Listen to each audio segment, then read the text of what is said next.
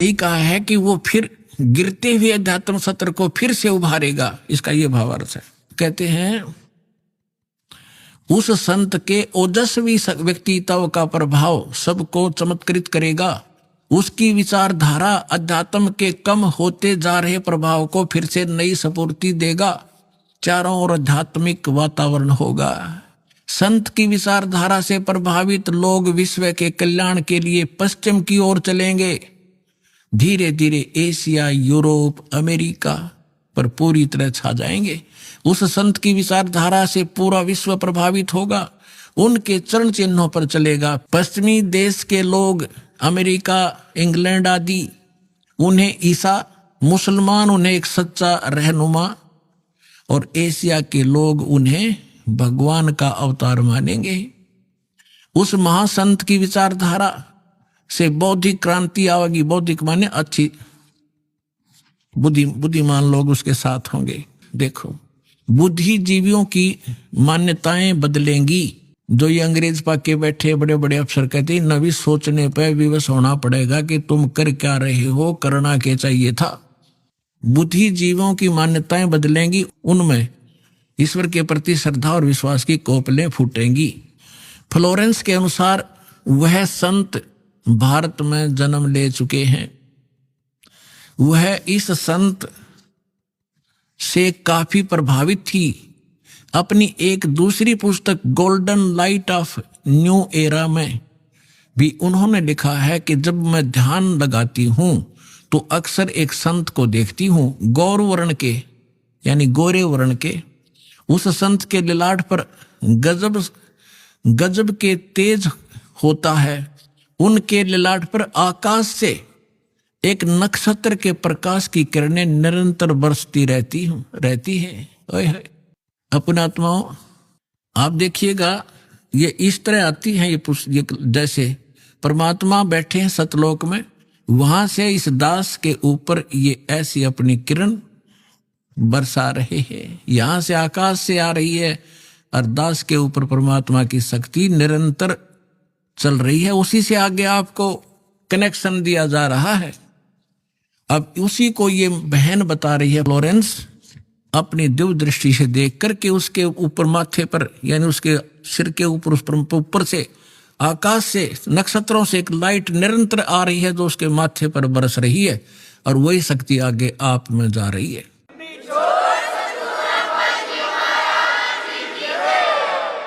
जब मैं ध्यान लगाती हूं तो अक्सर उस एक संत को देखती हूं गौर वर्ण के। अब देखो यहां थोड़ा सा लिखना भूल गया, फिर इन भक्तों ने अपना ने इस एक बुक इसने बताई है, देखिएगा एक दूसरी पुस्तक golden light of new era, ये एक बुक है। इस बुक के आधार से भक्तों ने एक वेबसाइट से यानी यूट्यूब से निकाला है, वेबसाइट से इसकी है, इंग्लिश में है उसकी वाणी। वो इस प्रकार देखिएगा, यही है ये golden era divine, I can clearly visually A golden era divine. वो कहती है मैं देखती रहती हूँ। यहां देखना, यहां पर है जो हिंदी उसने किया वो यहां से है। When I enter great flights of meditation I visualise, मैं देखती हूं। ये क्या कहती है बहन के जब मैं ध्यान की गहन ऊंचाइयों को छूती हूं, यानी जब मैं ऊपर उड़ती हूं ध्यान से, तो मैं क्या देखती हूं, देखिएगा। When I enter great flights of meditation I visualise such a great sant who is fair skinned, यानी फेयर स्किन्ड माने साफ वर्ण का, गौर वर्ण का, विद व्हाइट हेयर, उसके बाल सफेद हैं, white hair, and without a beard and moustaches, वो बिना दाढ़ी मूछ का है।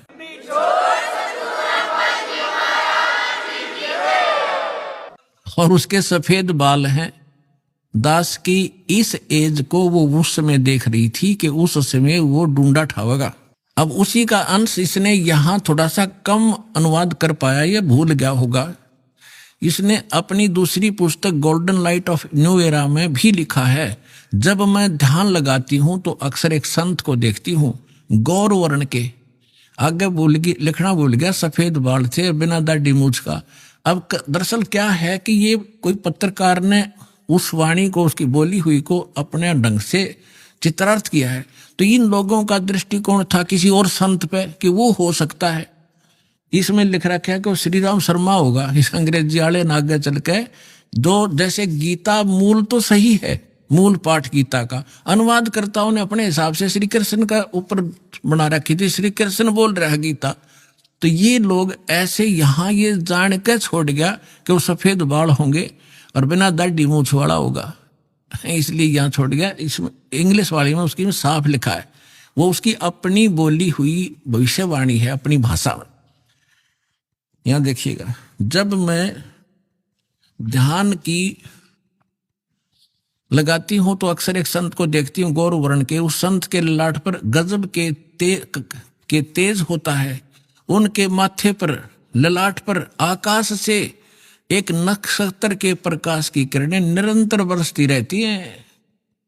मैं देखती हूं कि वह संत अपनी कल्याणकारी विचारधारा तथा अपने सच्चरित्र प्रबल अनुयायियों की शक्ति से पूर्ण विश्व में नए ज्ञान का प्रकाश फैलाएगा। आप देख रहे हो, बंदी छोड़ के बच्चे कहाँ कहाँ जा करके विशाखापट्टनम तक दूर दूर जा करके आज प्रचार कर रहे हैं परमात्मा के ज्ञान का।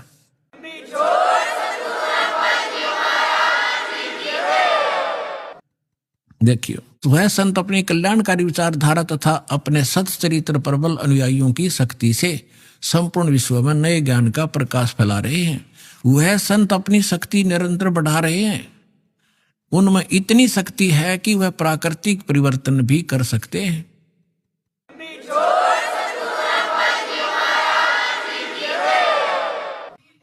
वह अपना कार्य वैज्ञानिक ढंग से करेंगे, उनकी कृपा और प्रयत्न से मानवीय सभ्यता में नई जागृति आएगी, विश्व के समस्त जनसमूह में नई चेतना का संचार होगा, लोक शक्ति का एक नया रूप उभर कर सामने आएगा जो सत्ताधारियों की मनमानियों पर अंकुश लगा देगा।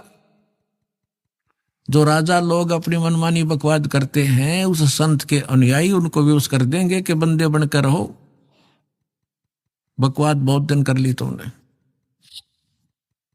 देखिएगा, विश्व के समस्त जनसमूह में नई चेतना का संचार होगा, लोक शक्ति का एक नया रूप उभर कर सामने आएगा और जो सत्ताधारियों की मनमानियों पर अंकुश लगा देगा, राजनेताओं के ऊपर। मनोचिकित्सक तथा सम्मोहन कला के विश्व प्रसिद्ध ज्ञाता डॉक्टर मोरे बर्स्टीन की फ्लोरेंस से अच्छी दोस्ती थी।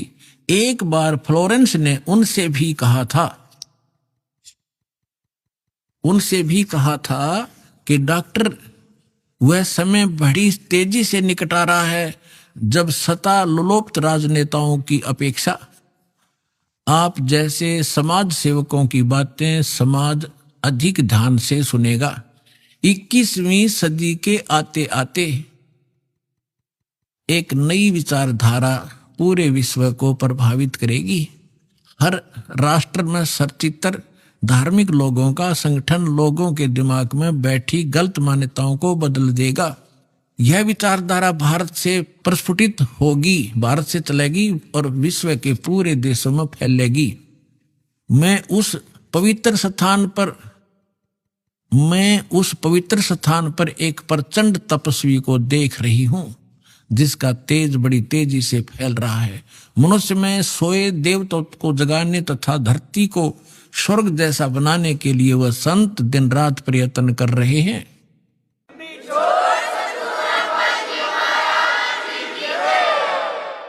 एक पत्रकार ने 1964 में फ्लोरेंस से पूछा था कि क्या वह दुनिया का भविष्य बता सकती है। फ्लोरेंस ने इसके बाद जवाब में कहा था 1980 में ये होगा, 1990 में ये होगा, सारा कुछ बताया था। ठीक, आगे क्या बताया है कि तीसरा विश्व युद्ध के शुरू होने तक भारत के शासन की बागडोर, ये कहते हैं कि विश्व युद्ध का आतंक सबके दिमाग में बैठ जाएगा और भारतीय राजनेता अपने प्रभाव और बुद्धि से तीसरे विश्व युद्ध को टालने में सफल हो जाएंगे। तीसरे विश्व युद्ध के शुरू होने तक भारत के शासन की बागडोर आध्यात्मिक वृत्ति के लोगों के हाथ में होगी, इसलिए उनके प्रभाव से विश्व युद्ध टलेगा। वे शासक एक महान संत के ओजस्वी तथा क्रांतिकारी विचारधारा से प्रभावित होंगे। वे उस संत के प्रति उसी तरह समर्पित होंगे जैसे वाशिंगटन स्वतंत्रता एवं मानवता के प्रति समर्पित थे। न्यू जर्सी की रहने वाली, न्यू जर्सी कोई शहर है अमेरिका में, न्यू जर्सी की रहने वाली फ्लोरेंस सचमुच एक विलक्षण महिला थी। एक बार नोबेल नामक एक व्यक्ति ने, इसने ये बताना चाहा, पत्रकार ने दिखाना चाहा है कि एक पत्रकार था अमेरिका का और वो इसका इंटरव्यू ले रहा था और वो इंटरव्यू टीवी पर चला रखा था डायरेक्ट लाइव। तो ये पूछ रहा है कि आप एक संत के बारे में तो बहुत बता रही हो, लेकिन मेरे बारे में बताओ कुछ। जो प्रकरण इतना ही इसमें ना पढ़ के मैं वैसे बता दूं, जल्दी निमट जाएगी बात। तो फ्लोरेंस ने कहा कि तेरे विषय बताऊं।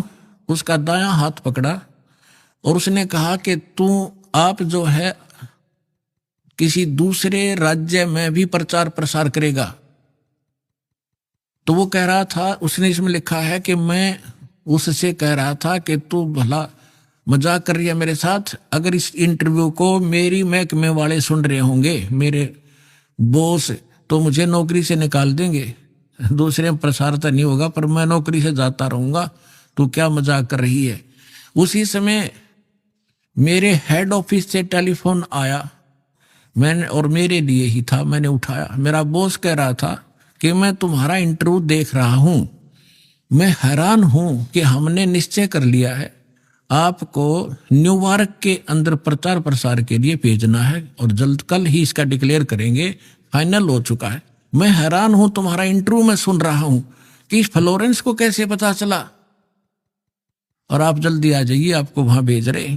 तो ये कहने का तात्पर्य है, वो इंटरव्यू लेने वाला ये कह रहा है उसकी इतनी सटीक भविष्यवाणी थी तो वही कह रही है जो संत के बारे में उसकी झूठी नहीं हो सकती। अब देखिएगा, अब यहां देखिएगा, ये मैंने छोड़ दिया, यहां वही बता रहा था। ये टीवी के कार्यक्रम के दौरान उनसे मैं बोला उठकर, पत्रकार कह रहा है, आप भारत में जन्मे ले चुके संत के बारे में तो अक्सर बताती रहती हो, मैं अपने बारे में भी कुछ जानना चाहता हूं, बताइए। फ्लोरेंस ने उसके दाहिने हाथ को थाम लिया और बोली, आप बहुत जल्दी किसी दूसरे राज्य में प्रसारण करेंगे। नोबेल ने एक प्रसारण सेवा के, वो एक कर्मचारी थे उस प्रसारण सेवा के, इस बात पर हंसने लगे। कुछ सेक्शन बाद बोले कि आपने मुझसे अच्छा मजाक किया, यदि हमारी कंपनी के अधिकारी इस कार्यक्रम को देख रहे होंगे तो दूसरे राज्य में तो जाऊंगा या नहीं, फिलहाल अपनी कंपनी से तुरंत निकाल दिया जाऊंगा। फिर पीछे घोषणा ये लिख दिया उसने कि वहां, अब कहते नोबेल के जब फोन पर उठाया तो उसने बताया कि हमने न्यूयॉर्क के प्रसारण का काम शुरू करने का निर्णय लिया है, वहां तुम्हें भी भेजा जाएगा। अभी यह बात गुप्त रखना, इसकी घोषणा कल की जाएगी। मैं टीवी पर फ्लोरेंस के साथ तुम्हारी बातचीत देख रहा था, वो बॉस बोल रहा है।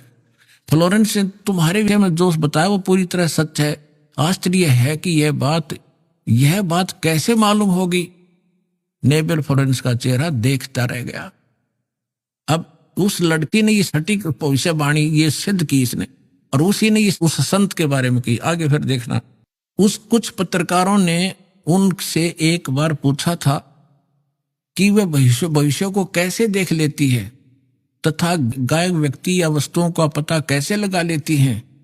तो फ्लोरेंस ने बताया, मुझे स्वयं नहीं मालूम कि यह कैसे संभव हो जाता है। मैं भविष्य के विषय में एक बहुत महत्वपूर्ण बात बता रही हूं। बार बार कहा करती वह कि 20वीं सदी के अंत में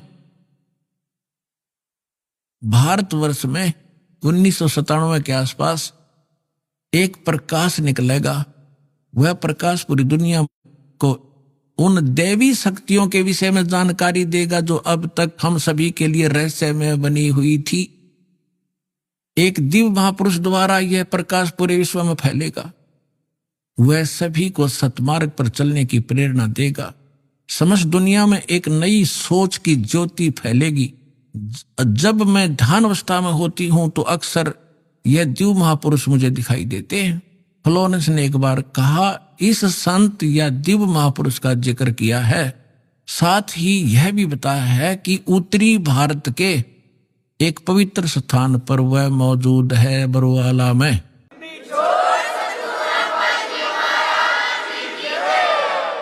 सत साहेब, अब आप हिसाब लगा लियो पुण्यात्माओं, कौन है वो दास।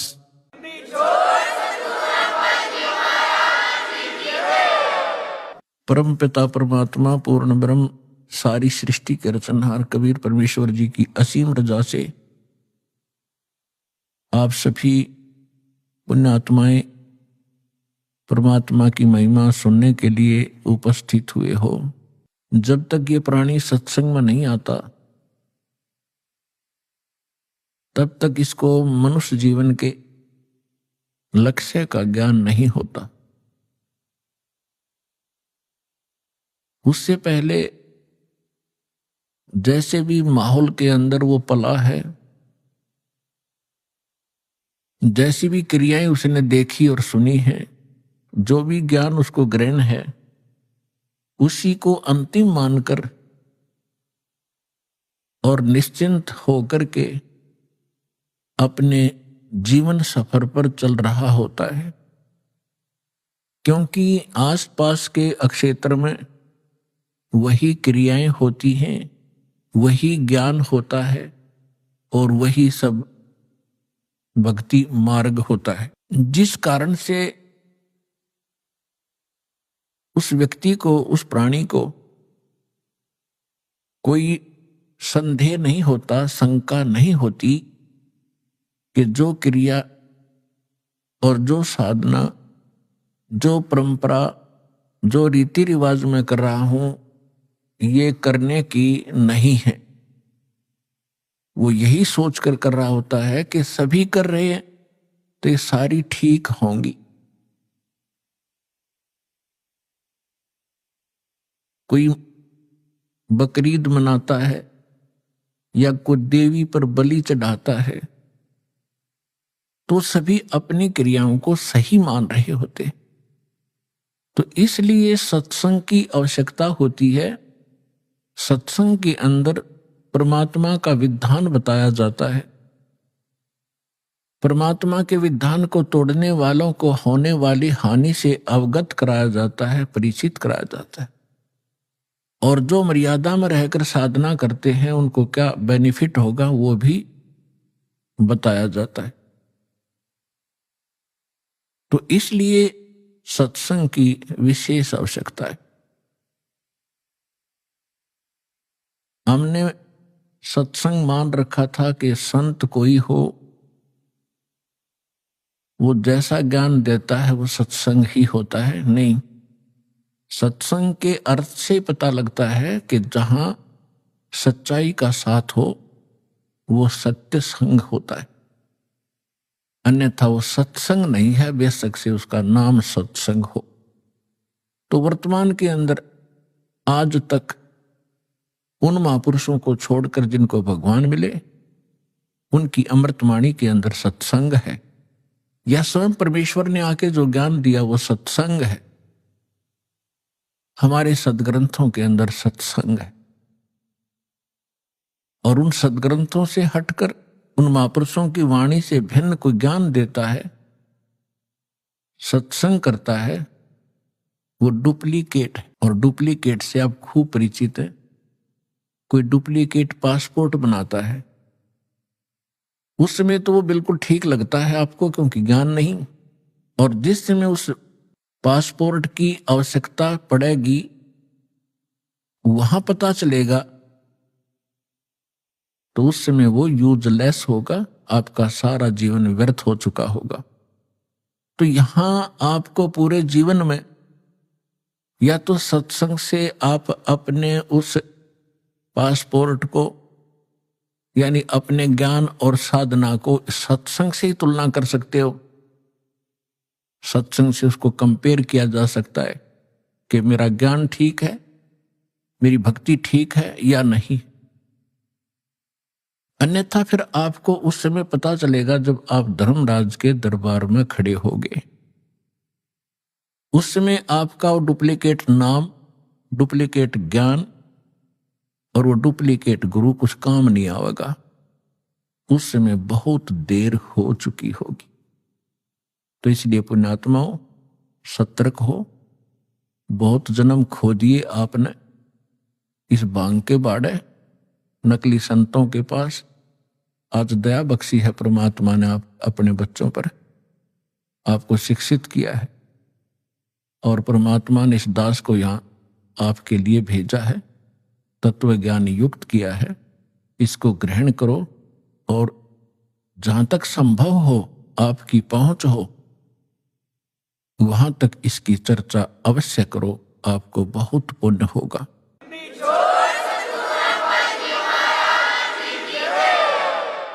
जिस प्रकार जंगल में भटके हुए व्यक्ति को और कोई हाथ पकड़कर सही मार्ग पर लाकर खड़ा कर दे, कितना बड़ा उपकार होता है। इतना ही उपकार आपको होगा उन भटके हुए प्राणियों को जो काल के दूतों में फंसकर अपना जीवन नाश कर रहे हैं। उनको लाकर के बरवाला में दीक्षा दिला देने से आपको बहुत पुण्य होगा। जैसे परमात्मा ने यहां तक कहा है कि 1000 गऊ हत्ते में कोई काट रहा हो कसाई, और उनसे छुटवा कर उनको बाहर अच्छी चरागाह में छोड़ दिया जाए, तो इतना पुण्य उस प्राणी को होगा जो एक जीव को काल के खेमे से निकाल के और सतलोक आश्रम में जोड़ देगा। ये सत्कर मान लेना।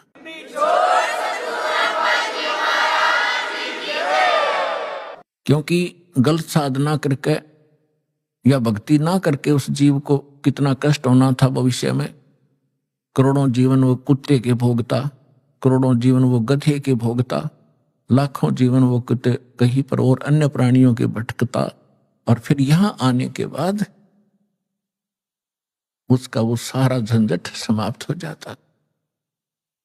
क्योंकि सतलोक आश्रम में सत्संग है और सतगुरु है।